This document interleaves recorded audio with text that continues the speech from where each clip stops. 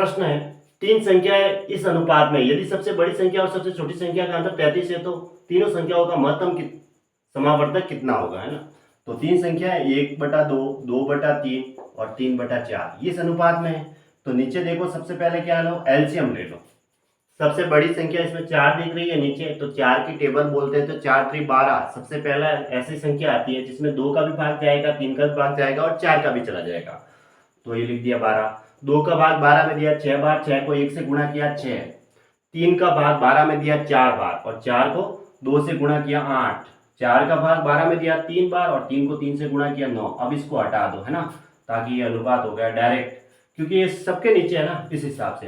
तो 6:8:9, बस ये तीन संख्याओं का अनुपात आ गया। अब संख्याएं क्या होगी, अगर मैं इसको x से गुणा करूंगा तो ये अनुपात हट जाएगा, 6x, 8x और 9x, ये संख्याएं आ गई। अब यहाँ पे x क्या है, कॉमन है, जो मसअप है, ठीक है। 9 में 3 गुणा 3 होता है, इसमें 3 गुणा में नहीं आता, ठीक है।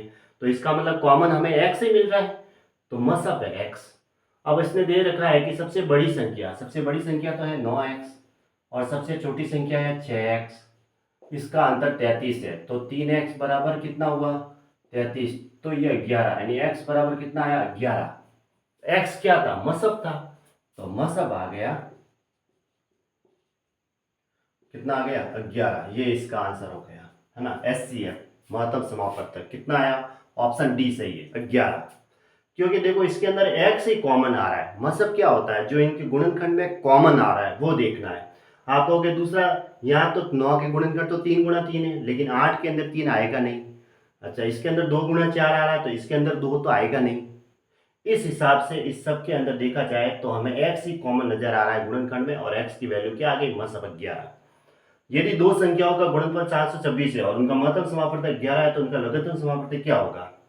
देखो, दो संख्याओं का गुणनफल दे रखा है 726 बराबर, और गुणनफल दे रखा है दो संख्याओं का गुणनफल बराबर मसअप गुणा लसअप होता है। तो महत्तम समापवर्तक दे रखा है 11 और लसअप मैंने ले लिया एलसीएम x। तो x की वैल्यू बतानी है, 11 को इससे काट दो, 11 से 6, ठीक है। तो x बराबर कितना आ गया, बस 66। तो 66 इसका आंसर हो गया, है ना, ऑप्शन सी सही है।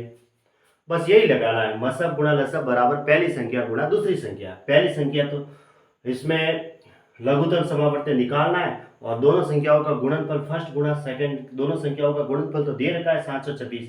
तो ये एचसीएफ गुणा एलसीएम, एलसीएम को x ले लो और फिर सॉल्व कर दो, x की वैल्यू आ गई।